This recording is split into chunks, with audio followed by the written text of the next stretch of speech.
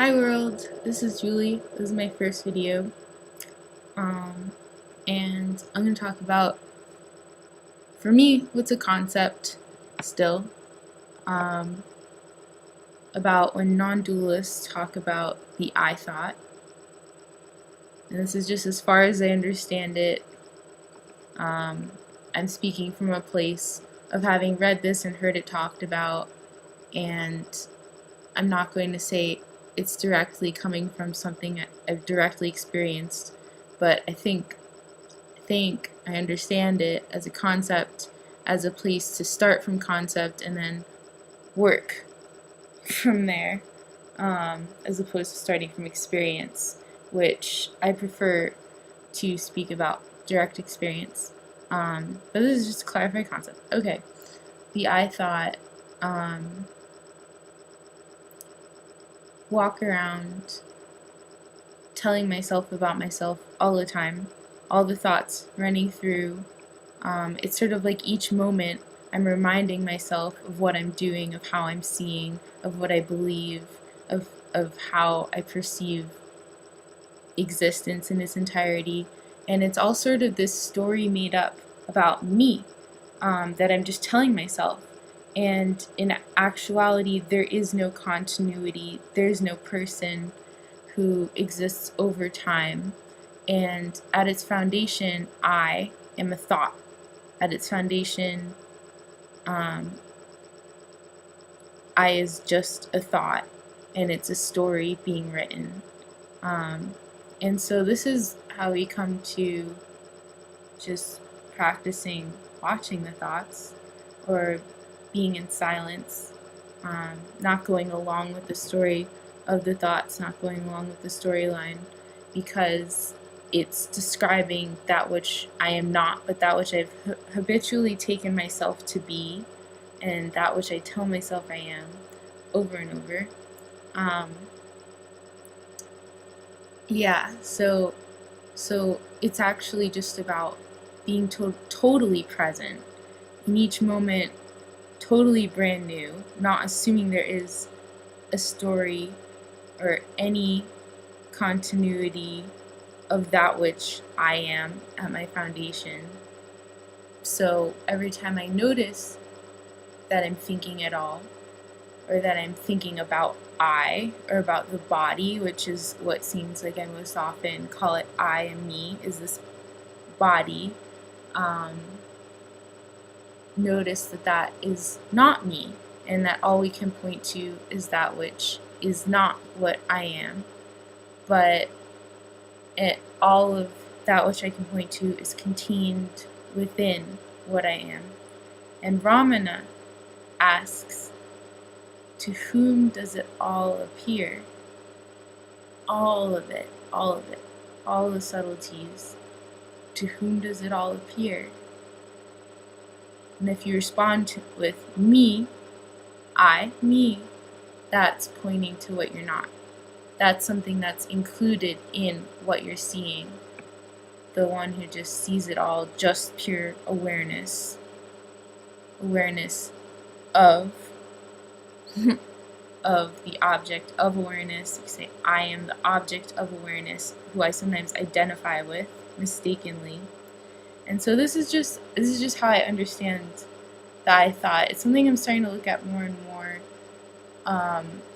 in a new way. I've been reading Nisargadatta's I Am That for years, and this is like really striking me now, because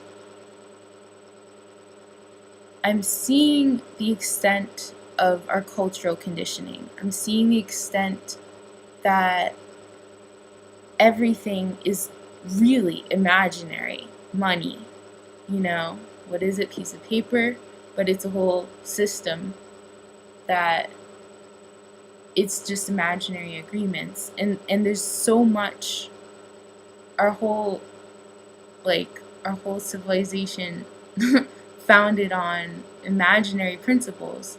Even stuff, just like things that we all understand in our minds, like we know what a traffic cone means, we know what a business suit means, and the things that people commonly pay attention to and get caught up in are so sophisticated mentally, really. Like what someone's wearing or something like that is really a sophisticated, complicated mental creation. And so I'm listening to these non-dualists talk, and they say things like, even this body is external, even the thoughts, anything transient at all is external. External, internal, of course, are in duality, but external in terms of that when my attention or my identity is with this body,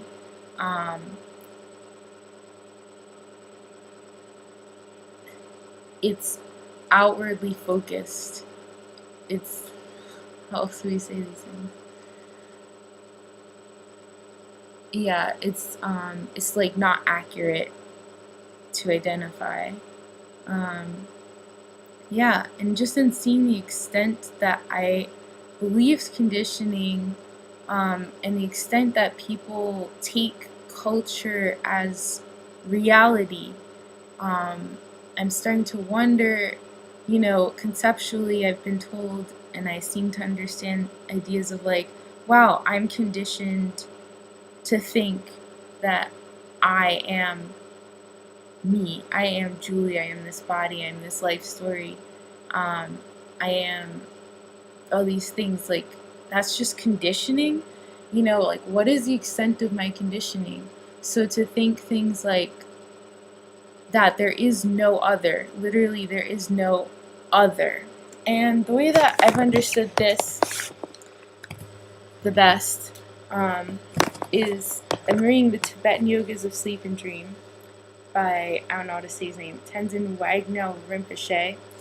And it's as though when we're sleeping, we're dream sleeping, and we wake up and we see, oh, all of that was in my head. All of that was a dream that was like all the scenery, all the characters, even the character I was playing in the dream, all of them existed within my mind, whatever that means. Because then I wake up and I say, oh, it's all imaginary. So apparently this world is like that too. That's a good way to conceptually understand oneness, that all of this is actually within my mind. There is only one mind, and it's mine. I'm imagining I'm talking to you right now, but I'm not even really here. So yes, I'm speaking from a conceptual level. Yeah. And yeah, to really see that there is no other. The entirety of what I can know of another person is immediately knowable to me. And my perception of other people changes as much as my perception of myself all the time. The way in one moment I could have so much respect for someone, and then the next moment I could just doubt everything they're saying and think they're crazy and totally feel unsafe. And I see that is all how I'm perceiving. And I've played with consciously choosing different perceptions and different beliefs. I've played with to what extent is what I believe what I experience. And you can experiment with these things. Come up with anything. Like a fun one to come up with is the belief, I find quarters everywhere. And so you find quarters everywhere. But you can come up with any belief, any perception.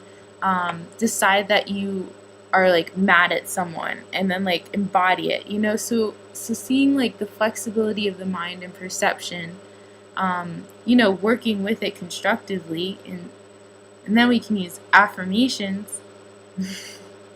Covering a lot here, but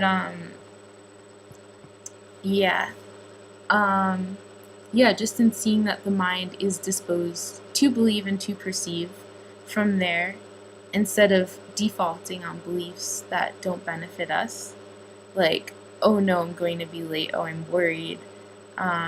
We can consciously choose, okay, there's a thing going to happen in time. Inevitably, it will happen. It will work itself out. we can choose to align with different realities, with different perceptions. But anyway, I think why I talked about that was because I was talking about the fluidity of perception, to see the extent of the imagination. What is the extent of this imagination? So right now, I'm sitting here alone in this house, right? The I that I'm not, that I'm identified with, is seemingly alone here in this house. Could be a totally imaginary thing. It seems like it's a totally imaginary thing. It doesn't exist as I'm imagining. It's right there. But anyway, I'm going to imagine that a friend of mine is doing something somewhere else, that they exist right now also, and even though they're not physically present with me, who I'm not, they exist somewhere else. And that's an assumption, that's an imagination. It doesn't exist outside my mind. Okay, so imagine a friend sends me a picture message of them wherever they are. Okay, so the whole extent of what I know of what they are in this moment is my experience of this picture message and my own imagination of them being located somewhere where this picture is and sending it to me, and there's feelings that come along with it, and all of that is within my imagination. Okay, now my friend, let's imagine, is sitting here with me in this room. Two of us are sitting here together. And what am I able to access of this seemingly other person? Is there anything that can exist of them outside of what I can immediately know in a present moment, of what my sensory, mental, emotional experiences in a given moment? There's nothing available to me of what they are that isn't available to me. I have to assume that the entirety of what they are is immediately available to me. This might sound like solipsism, or however you say it, which is a philosophy that says that the existence of everything else depends on me, pretty much. Nothing exists without me. Nothing exists except me. I'm the only thing that exists here. Nothing else can be proven to exist outside of me.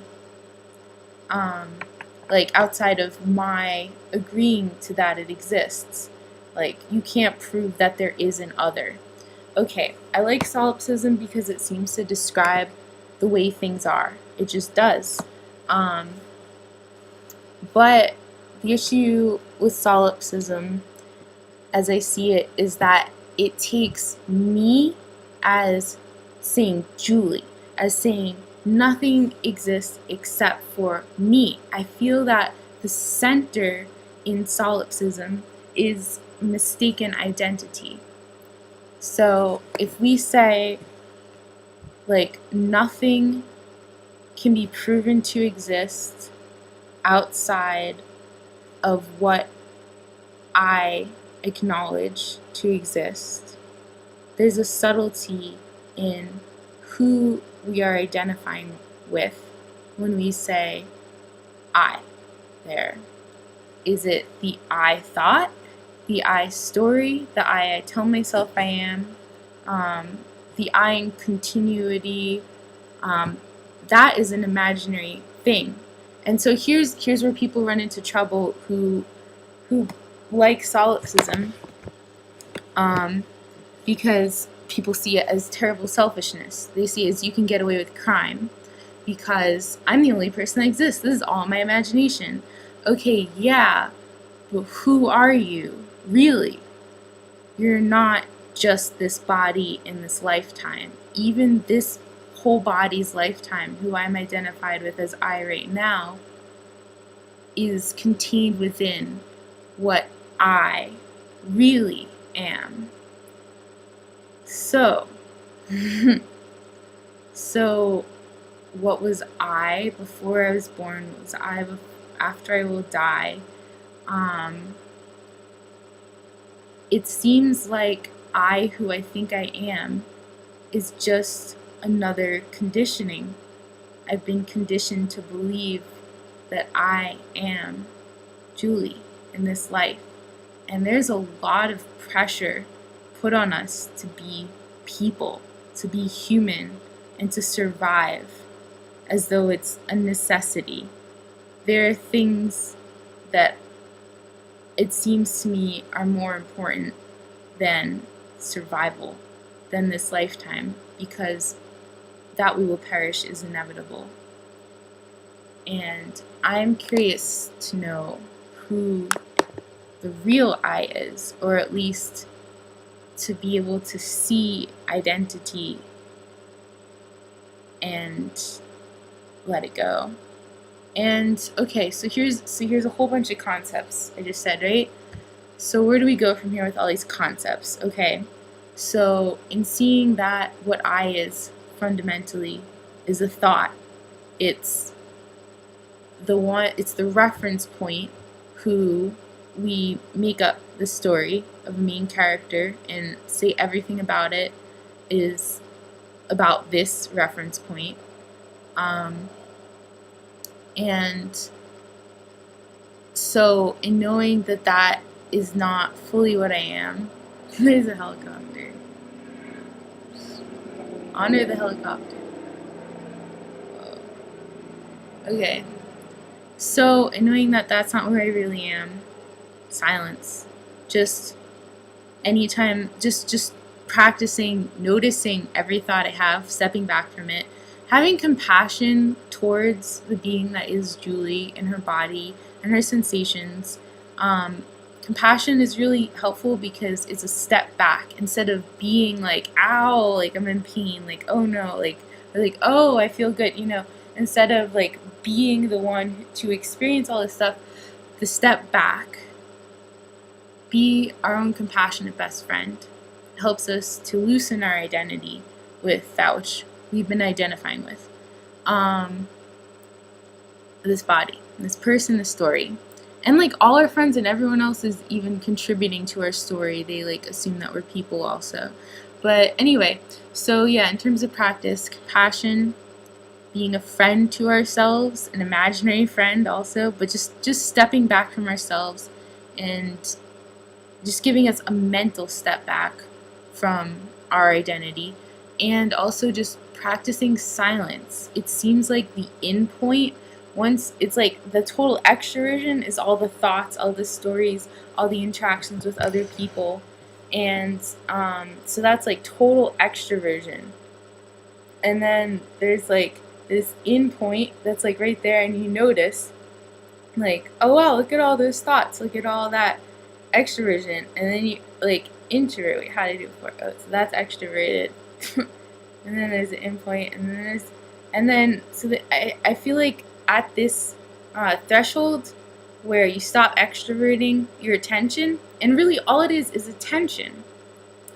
It's, am I giving attention to these thoughts and believing the trips, or am I giving my attention inward? So then at the threshold is just silence. Threshold is for me, I really like meditation, is practicing just quieting the mind, deep peace, deep relaxation. I see as the foundation to meditation is just deep relaxation, and then from there exploring the mind, but like passively.